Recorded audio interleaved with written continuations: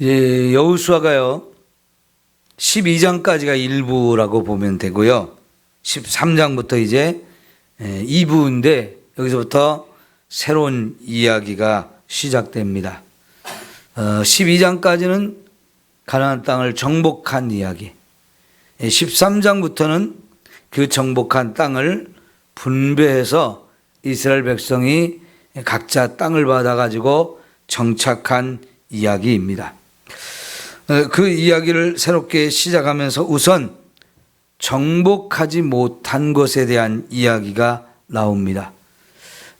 그러면서 정복하지 못했지만 이 땅을 이제 이스라엘 백성들에게 나누어서 이제 다 분배를 해라 이렇게 말씀을 하시지요. 우선 1절을 보면 여호수아가 나이가 많이 먹어서 늙었다라고 말씀하고 계세요. 어느 정도 먹었을까요? 여호수아가 이스라엘 백성의 지도자로 세워진 때 나이가 95세 정도 되었다고 볼 수 있어요. 정확한 나이는 나오지 않습니다. 그러나 대체적으로 보면 한 95세 정도 되었을 때 모세가 죽고 모세를 이어서 이스라엘 백성을 이제 지도자가 하나님이 세워주셨죠. 그래서 이제 95세 된 노인을 가나안 땅을 정복하는 일을 책임을 지고 하라. 그래서 세워주셔가지고 이제 모세가 그 일을 맡아서 7년 동안 전쟁이 있었어요. 그럼 95세부터 전쟁하기 시작해가지고 7년 했으면 102세 정도 됐죠. 102세 정도. 그리고 여호수아가 몇 살에 죽었나요? 110세에 죽었습니다. 110세. 그러니까 100살이 넘었으니까 늙기는 많이 늙었죠. 네, 많이 늙었습니다. 그러나 그때까지 102살이 될 때까지 여호수아는 계속 이 백성들을 이끌고 다니면서 전쟁터에 계속 참여하고 계속해서 7년 동안 그 일을 감당했어요. 대단하지요. 우리가 나이 먹어서 늙어서 못할 것 같은데 하나님이 이렇게 힘 주시면 이 나이에도 쌩쌩하게 그 일을 감당하게 되어주는 줄 믿습니다. 여러분, 여호수아서에는 이제 앞으로 보겠지만은 여호수아만 그런 게 아니라 갈렙이라는 사람도 그랬죠. 그죠? 갈렙이라는 사람도 여호수아가 나이랑 비슷해요, 나이가. 그런데 그 나이에도 헤브론이라고 하는 곳에 아직도 거인족들이 살아있는 그곳인데요. 거기를 나한테 달라고. 거기는 내가 정복하겠다고 하면서 거기를 달라고 해서 전쟁을 해가지고 거기 있는 거인 족속들을 때려 눕히고 그 땅을 빼앗은 것을 볼 수 있어요. 헤브론이라는 곳이 아주 오래된 도시입니다. 아브라함도 거기서 오래 살았잖아요. 아브라함의 아내 사라가 죽었을 때 그 헤브론이라는 곳에 매장지를 만들어서 매장을 했어요. 그만큼 오래된 도시이고 큰 성이고 굉장히 강한 사람들이 살고 있지만은 100살이 넘은 갈렙도 아직도 나는 청년 같은 힘이 있다 하면서 그 성을 내게 주면 내가 가서 전쟁을 해가지고 승리해가지고 그 땅을 빼앗겠다고. 대단하죠. 여러분, 나는 이제 나이 먹어서 늙어서 못한다 자꾸 그러지 마시고요. 아직도 나는 할 수 있다 하면서 할 수 있는 일을 자꾸 찾아서 하십시오. 그래서 하나님이 힘 주실 때까지는 우리가 해야 합니다. 좀 싱싱하게 이렇게 살아갈 수 있기를 축원합니다. 그러니까요, 하나님이 불기둥과 구름기둥으로 광야에서 40년 인도해 주셨다. 환경을 통해서 하나님이 도와주시는 거예요. 그러나 이렇게 우리가 나이를 먹어가면 정말 힘도 없어지고 여러 가지로 병도 생기고 불편한 것이 많이 생기지만 그래도 하나님이 힘 주시면 그 모든 일을 넉넉히 또 감당할 수 있는 이 힘도 우리에게 주시는 줄 믿습니다. 여러분 진짜 요새 엄청 덥죠. 낮에 밖에 나오면 아우 이렇게 더운가? 섬이 턱턱 막힐 정도로 아우 진짜 덥습니다.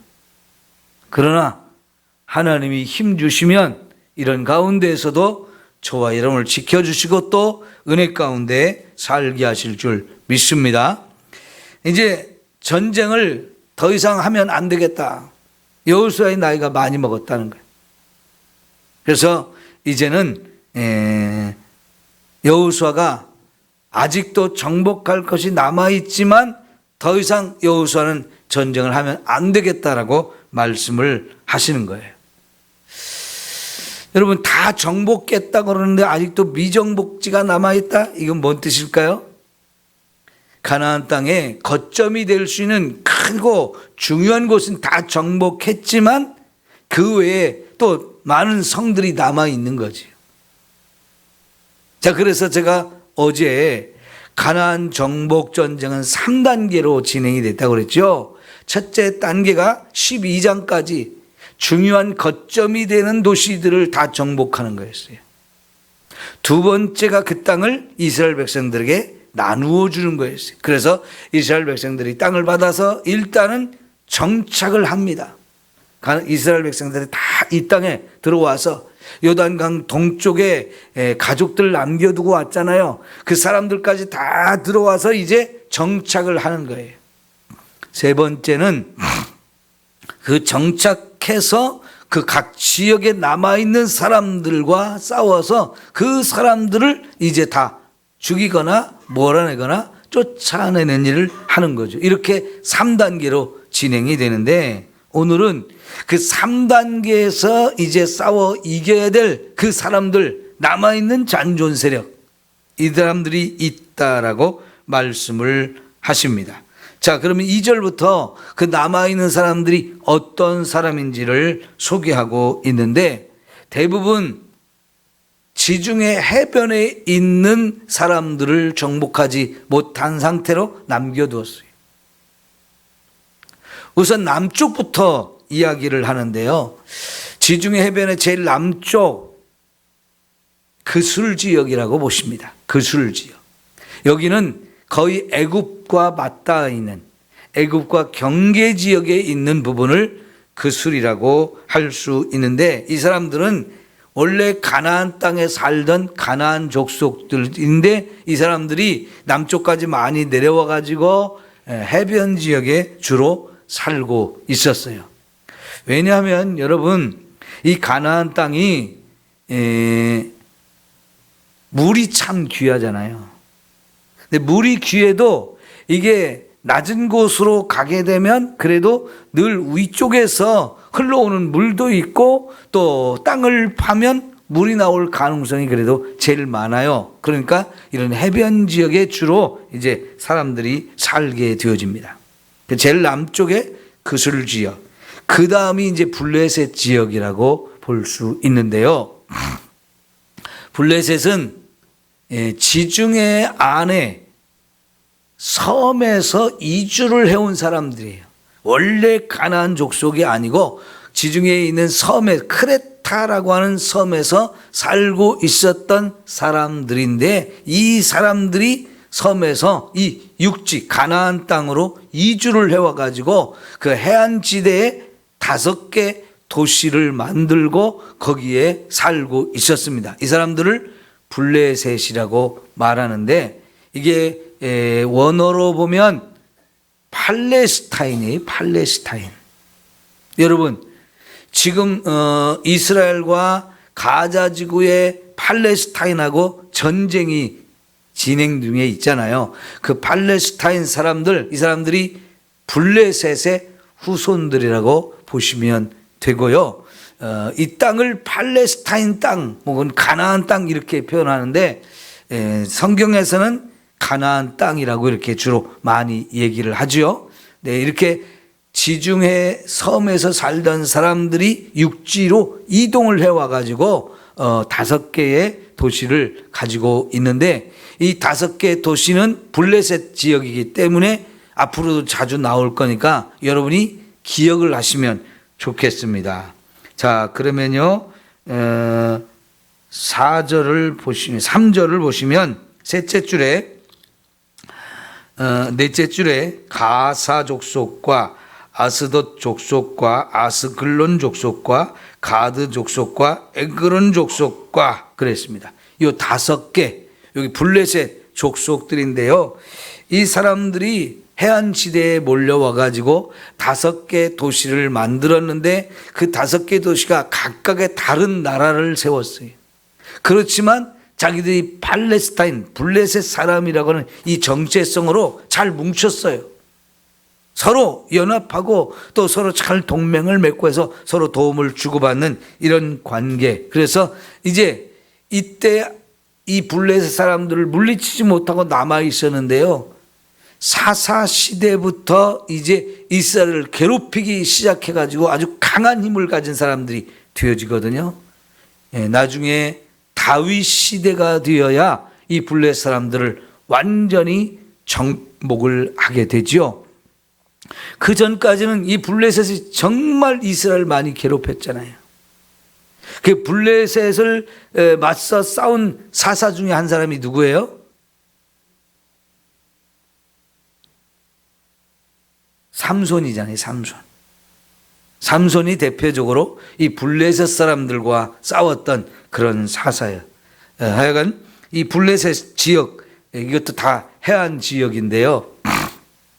지금 이스라엘과 가자지구 사람들과의 싸움이 있는데 그 가자지구, 그것이 이 과거의 팔레스타인, 이 블레셋 사람들 땅이라고 보시면 됩니다. 그러면서 이제 또 더 북쪽으로 올라가서 이 해안지대의 북쪽 지역도 또 이렇게 빼앗지를 못했어요. 거기에 남아있는 세력들이 있었고요. 또 일부는 이제 레바논 지역에 이제 이스라엘 제일 북쪽에 가나안 헬몬산이 있고요. 그 헬몬산 이쪽 양쪽으로 또 아직 이스라엘 백성들이 빼앗지 못한 지역이 남아 있었습니다. 이게 이제 주로 정복하지 못한 땅입니다. 자, 그러나 이런 상태에서 하나님이 이스라엘 백성들을 들어와서 분배를 해서 정착해서 살라고 말씀을 하십니다. 여러분,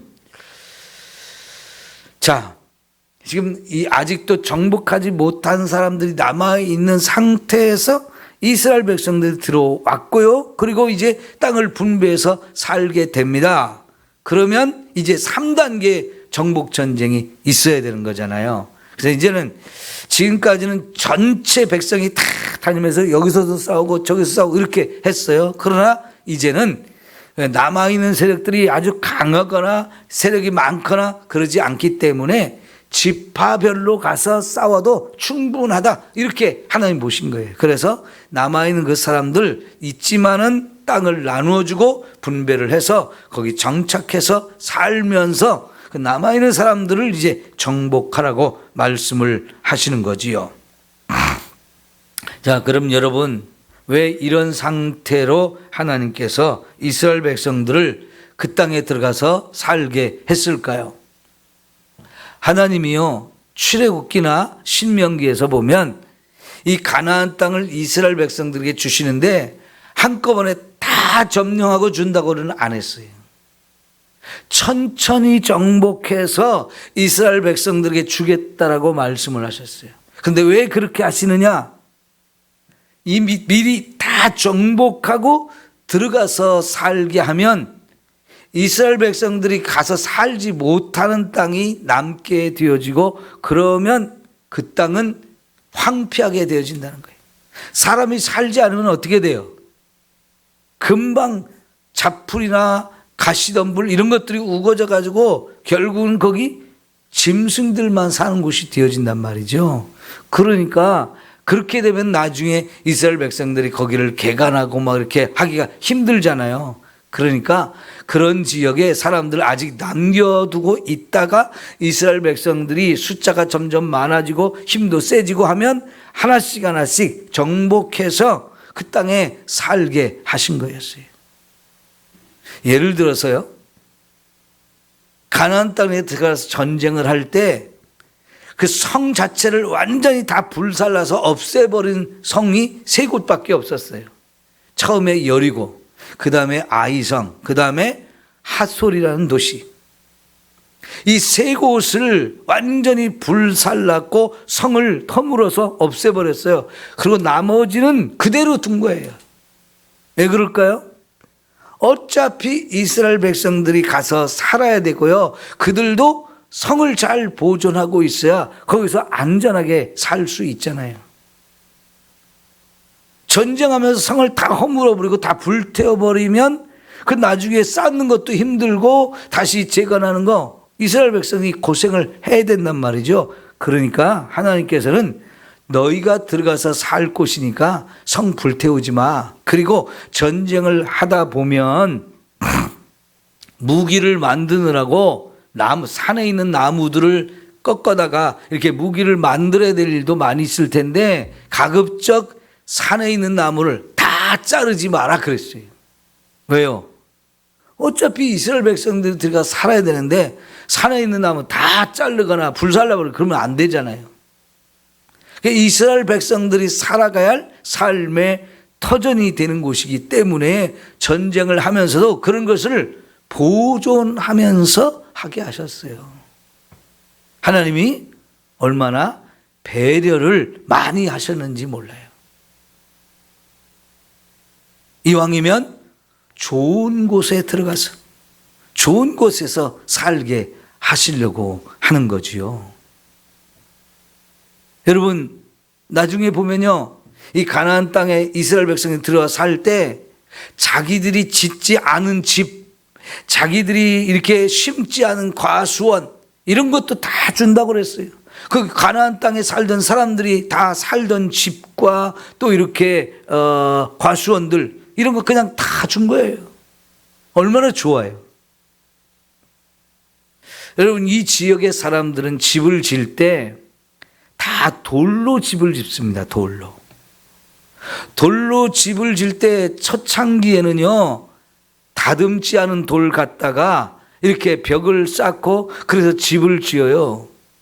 그러면 여러분, 다듬지 않은 집으로 돌로 벽을 쌓으려고 하면 훨씬 힘들고 또 집이 모양도 별로 덜 나잖아요. 그러면 또 무너지는 것도 잘 무너져요. 근데 시간이 지나면 사람들이 그 돌을 잘 또 다듬어 가지고 벽돌처럼 만들어서 반듯반듯하게 또 집을 짓거든요. 근데 어쨌든 그 땅은 돌로 된 집들이기 때문에 새 집이나 헌집이나 그렇게 큰 표가 안 나요. 지금의 우리가요, 이렇게 집을 지으면 새 집하고 헌집하고 표가 다 나죠. 그러면 사람들이 헌집에는 싹 리모델링을 해가지고 새 집처럼 만들어서 들어간다고요. 그런데 여러분, 가나안 땅의 집들은요, 리모델링 할 게 거의 없는 거예요. 어디 무너진 거 있으면 그것만 다시 쌓으면 되는 거예요. 뭐 안에를 이쁘게 깨끗하게 꾸미기 위해서 리모델링 이런 개념이 없는 거예요. 그냥 헌집이나 새 집이나 똑같아요. 그러니까 그 집을 다른 사람들이 살던 집이다 그래도 아무 의미가 없어요. 뭐 상관없어요. 얼마든지 그 집에 들어가서 사는데 내가 집을 짓는 수고를 안 해도 되는 거지요. 그렇게 하나님이 이미 지어진 집, 사람들이 살던 집도 다 주시고 과수원도 다 그냥 내가 심지 않아도 이미 열매들이 잘 맺고 있는 이런 과수원을 주셨으니까 그만큼 이스라엘 백성들이 수고를 안 해도 되게 해 주신 거지요. 그런데 하나 또 중요한 게 있어요. 왜 그들을 남겨뒀느냐? 자, 가나안 땅에 이스라엘 백성들이 들어갔어요. 그런데 여기저기 지금 남아있는 가나안 족속들이 있어요.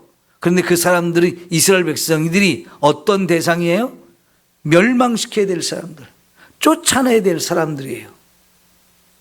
그러면 그 사람들과 친하게 지내야 됩니까? 아니면 긴장 관계에서 지내야 됩니까?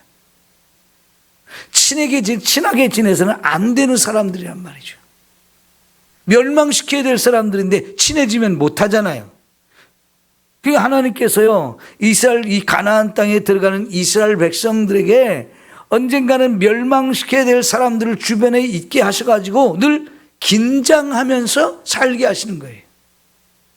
이거를 우리가 어떻게 적용해 볼 수 있냐면, 저와 여러분이 이 땅에 믿음을 가지고 산다고 해서 사탄이 우리를 넘보지 못하고 꼼짝 못하게 하느냐? 아니에요. 우는 사자처럼 우리 주변을 돌아다니면서 누구를 삼킬까 두루두루 다니고 있다 그랬어요. 그런 환경 속에서 저와 여러분이 신앙생활을 하는 거잖아요. 왜요? 우리 정신 차리라고요. 긴장도 안 하고 그냥 넋놓고 그냥 아무렇게나 신앙생활 해서는 안 된다는 거지요. 정신 바짝 차리고, 그런 원수 마귀들이 우리를 삼키려고 하고 우리를 유혹하는 것들이 많은 세상 속에서 우리가 살아요. 그래서 시편 23편에는 우리가 사망의 음침한 골짜기를 다닌다고 그랬어요. 사망의 음침한 골짜기에서 우리가 신앙생활을 하는 거예요. 사방에 적들이 우글우글 해가지고 누구를 삼킬까 노려보고 있는 이 상황 속에서 우리가 신앙생활을 한다는 얘기죠. 정신 안 차리면 되겠어요? 안 되는 거죠. 여러분, 사사기에 가면 첫 번째 나오는 문제가 뭐냐면, 이 사사시대의 사람들이 전쟁을 경험해 보지 못한 사람들이라는 얘기가 나와요. 전쟁을 경험해 보지 못한 사람들. 가나안 땅에 정착하면서 시간이 점점 흘러가면서 전쟁을 안 하려고 하는 거예요. 거기 우리가 몰아내고 멸망시켜야 될 사람들이 있는데 그 사람들을 내버려 두고 그냥 적당히 함께 어울려서 살려고 하는 거예요. 여러분, 안 싸우고 평화를 이루며 산다는 건 사람들이 원하는 거지만, 멸망시켜야 할 사람들인데 그냥 내버려 둔다, 이건 문제가 되는 거예요. 하나님 뭐라고 그랬나요? 이 사람들 그냥 두면 결국은 이 사람들이 우리 옆구리를 찌르는 가시가 된다. 너희들의 발목을 사로잡는 올무가 된다. 이렇게 말씀하셨어요. 반드시 멸망시켜야 되지, 에이, 이제 싸우지 말고 그냥 적당히 친하게 살자, 이러면 안 된다는 겁니다. 하나님이 수도 없이 가나안 땅에 들어가기 전에 경계하셨다는 말씀이에요.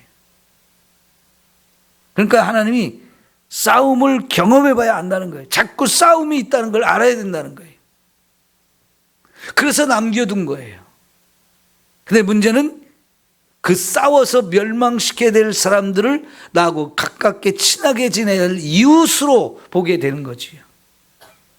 여러분, 오늘날 우리가요, 내 주변에 믿음을 갖지 않은 사람들하고 함께 어울려 살지만 우리가 그들의 영향을 받아서 그들을 닮아가면 안 되잖아요. 우리가 그들에게 선한 영향력을 끼쳐서 그들에게 복음을 전해서 그들이 잘못 살고 있다는 걸 가르쳐 주면서 하나님 앞으로 이끌어내서 그들이 예수 믿고 변화되어 진짜 새로운 사람이 되게 해야지, 내가 예수를 믿으면서도 그들과 늘 어울리면서 그들과 함께하면서 그들을 본받아가면 안 되는 거죠. 그러다 보면 예수 믿는 사람의 이 정체성, 예수 믿는 사람다운 모습을 다 잃어버리게 되는 거죠. 그건 안 되는 거지. 그래서 하나님께서는 아직도 남겨둔 사람들이 있고요, 그들을 통해서 긴장도 하고 정신도 바짝 차리고 그들과 늘 영적인 싸움을 하라고 말씀을 하시는 거였습니다. 근데 나중에 그들을 멸망시키지 않으니까 그들이 이스라엘을 그렇게 많이 괴롭힌 겁니다. 우린 지지 않아야 돼요. 이기고 승리해서 멸망시킬 자를 멸망시키는 이런 삶을 살아야 됩니다. 기도합시다.